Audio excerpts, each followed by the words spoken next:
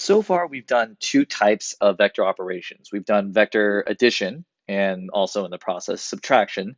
And we've also done we've multiplied vectors by scalars to either flip the direction of the vector or make the vector's magnitude longer or shorter.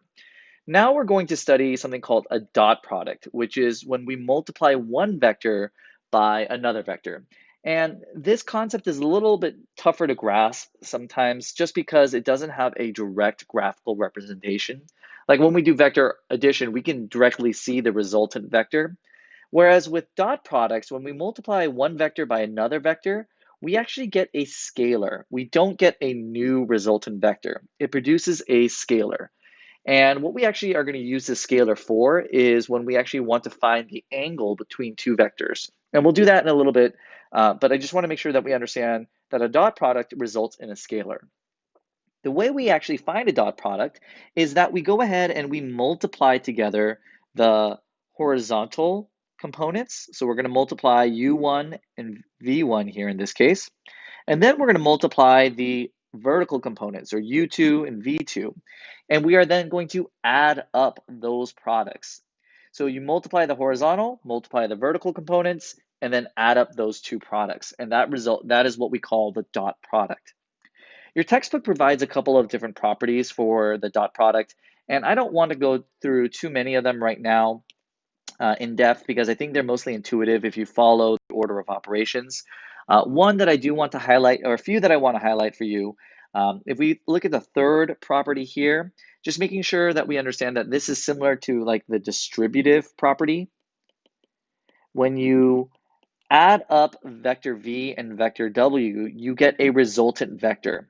And so doing the dot product of u and some resultant vector v plus w is equivalent to doing the dot products of u and v, the dot product of u and w, and adding those two dot products up. Number 4, we see that the dot product of any vector and itself is actually the magnitude squared. And the reason for that is if you think about this, if you take v sub x comma v sub y, and you multiply it by itself. So again, v sub x, v sub y. Then what you end up with is v sub x, this squared, plus v sub y squared. And what we're saying here is that this is equal to the magnitude of vector v squared, right? Because we would see that taking the square root of this is equal to the square root of that. And what is that just simply? That is just the magnitude of vector v. And that's equal to what we see there, which is a standard formula to find the magnitude using the distance formula. Finally, for number 5, that property just simply says if you find the dot product of two vectors and multiply that dot product by some scalar c, that's equivalent to doing c times some vector u and finding the dot product of that with some other vector v. Again, this is kind of, you can think about this a little bit like the associative property. Don't worry too much about these properties. Again, I think a lot of them come up pretty organically and intuitively as you work through them. But let's just do a couple of quick examples of finding dot products. Looking at A, if I ask you to find the dot product of these two vectors, it's about as easy as it gets at this level. We would just simply find 4 times, oh, I actually don't need those braces. We would say 4 times -2. So we're going to multiply together our horizontal products. And then we would go ahead and add that to 5 times 3, our vertical components. And that would just give us -8 plus 15. Our dot product is 7. Again, we don't get a new vector from this, we get a scalar. If I ask you to do this for B, which I will let you pause and try on your own, but remember, vector u is just simply written as a linear combination right now. It's written in standard form. If you wrote this in component form, you would simply have the following vectors. And you can just apply the dot product there. And you can check your solutions with what I have uploaded in Google Classroom. Let me jump to something like A here, using properties. So we're given 3 different vectors here, and we're going to find the dot product of u and v. So again, we don't actually have to use the properties. We can just kind of do this bit by bit. First, the dot product of u and v. I would say, all right, the dot product of u and v is -1 times 2, again, our horizontal components, plus our vertical components, 3 times -4. And remember, that dot product is going to give us a scalar, which we'll multiply in a moment. And then we're going to take that and we're going to multiply it by, and I'll just do this in a different color, times vector w, which is 1, -2. Well, what do we get when we do the dot product of u and v? That gives us -2 plus -12, which is -14. Then we're going to multiply that by 1, -2. And again, this just simply gives us a new vector now, oops, -14, +28. All right, I'll let you try B on your own, and again, check your solutions with what we have in classroom. Let's now try a problem where we're going to use the dot product to find the magnitude of this vector u. So again, this vector u is written in standard form right now. If I were to write this in component form, I would write it as the following. And so we already know how to find the magnitude of a vector. But what we want to do is we want to use the dot product to find the magnitude of this vector. And this is essentially us leveraging this property back up here, number 4. So what we're going to do is we're going to multiply this vector by itself. So we're going to say, let's multiply 6, -10 by 6, -10, this vector, multiplying it by itself. Well, what does that give me when I do the dot product? I get 36 plus 100, which is 136. And our property tells us that this here is simply our magnitude squared. So to figure out my magnitude, I'm just going to take the square root of both sides. The magnitude of vector v is equal to root 136. Those are equivalent. So far we've done this work to find dot products, but we haven't really discussed yet what these dot products do. What are their purpose? Well, one of the purposes of finding a dot product is because we use the dot product to find the angle between vectors. So far, we've already looked at finding the direction angle of a vector, but what we can also do is take two vectors that have the same initial point and find the angle between them. And I should probably specify here that technically there are two angles between vectors. There's the theta that's listed here, and there's also this angle here. So to be a little bit more specific, what we're actually finding is the smaller angle between the two vectors, what's indicated here as theta. So if theta is the angle between these two non-zero vectors, then we can say the following, that the cosine of theta is equal to the dot product divided by the product of our magnitudes. The cosine of theta is equal to the dot product divided by the product of our magnitudes.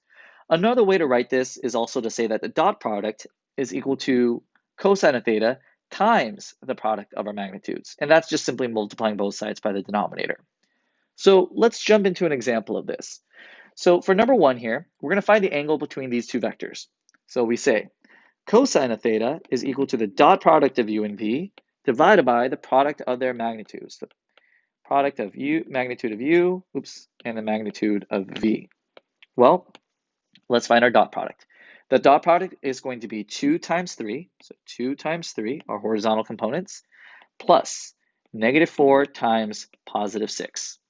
And we're going to divide this by the magnitude of u and the magnitude of v. I don't need to show any separate work. We know the magnitude of u is simply the square root of 2 squared plus -4 squared.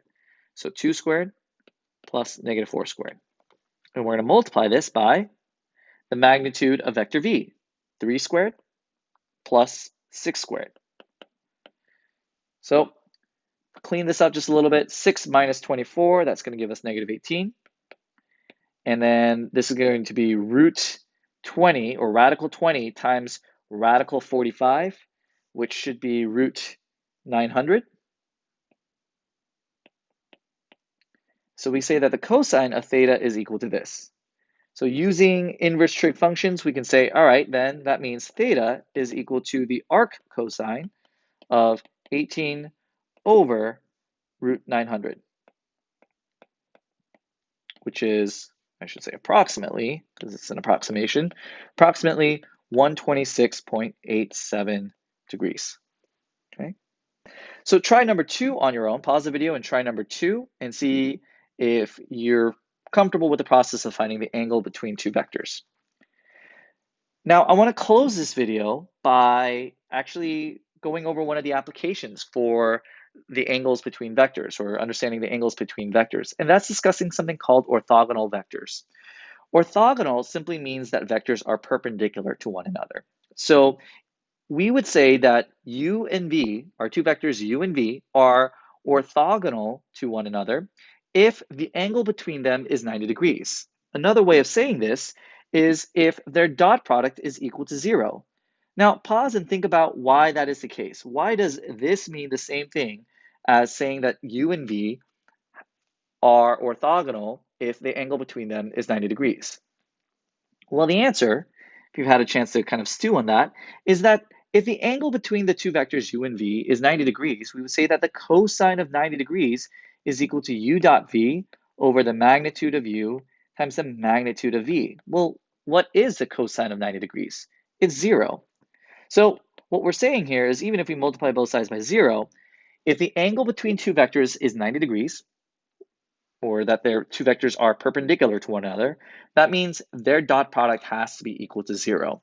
So that's one of the applications of finding the dot product, is if we see that the dot product is equal to 0, that means the angle between them is equal to 90 degrees. Well, what about parallel vectors? Can vectors be parallel? Parallel, I don't know why I said it that way. Can vectors be parallel? Absolutely. Well, what does it mean if vectors are parallel? Well, it means simply that one vector is a scalar multiplication of the other. We would say that u, let's say u is equal to, let's say u sub x, u sub y, and just so we have something to reference. And vector v is v sub x comma v sub y. Well, there are a couple of ways of thinking about this. If one vector is simply a scalar multiplication of the other, so example, let's say vector u here is equal to 1, 2, and vector v is equal to, let's say, 3, 6. We could say that vector v is equal to 3 times vector u, or 3u. That's the same thing as the following here. We see clearly that vector v is simply vector u multiplied by a scalar of 3. What's another way of expressing that, or determining whether or not two vectors are parallel? Well, we can see effectively, what do we know about two lines that are parallel? We know that means they have the same slope. So we can say that the slope, or m, of u, in this case, is 2 over 1, which is 2. The slope of vector v is 6 over 3, and that's also equal to 2. Therefore, we say u and v are parallel to one another. So those are two different ways that we can express or justify two vectors being parallel. We can look at their slopes, or we can show that one vector is simply a scalar multiplication of the other. So I just want to show one of these problems, and I'll let you have a chance to try a few of these on your own. So are these vectors orthogonal, parallel, or neither? So let's just start by looking at their dot product, u dot v. Well, that's going to be 2 times 6 plus negative 3 times 4. Well, we see here that that is going to be 12 minus 12. That's equal to 0. Therefore, u and v are orthogonal. Okay? And let me try jumping to something like number 3. I'll let you try number 2 on your own, but let's jump to something like number 3. Number 3 says the following. Are these vectors orthogonal, parallel, or neither? Well, I could say, since one option is to look at the dot product, but I want to kind of hold on that for a bit, because earlier I said if two vectors are parallel to one another, that means their slopes are equivalent. Similarly, if two vectors are orthogonal, that means that they're perpendicular, meaning their slopes should be opposite reciprocals of one another. So u here would actually be written as 3/4 I minus 1/4 j. That's in standard form. U in component form would be 3/4 negative 1/4. And vector v in component form would be 5, 6. So if I look at the slope of u, that would simply be negative 1/4 divided by 3/4, or times its reciprocal, times 4 over 3. I should probably make that negative. Sorry for the dog barking in the background. I don't know if that's picking up. Neighbor's dog is mad about something. All right, so that's equal to negative 1/3. Now, if we look at the slope of vector v, that's going to be equal to rise over run, 6 over 5. Now look at these two slopes. What we would then write is the following. We would say U and V are neither orthogonal or parallel because the slopes are not equal or opposite reciprocals. So there's my full justification here to indicate how we know these vectors are neither orthogonal nor parallel to one another. So again, try numbers 2 and 4 on your own and go ahead and check those in Classroom, and hopefully by the end of it, you're pretty comfortable finding dot products and using those dot products to find angles and whether or not vectors might be orthogonal, parallel, or neither.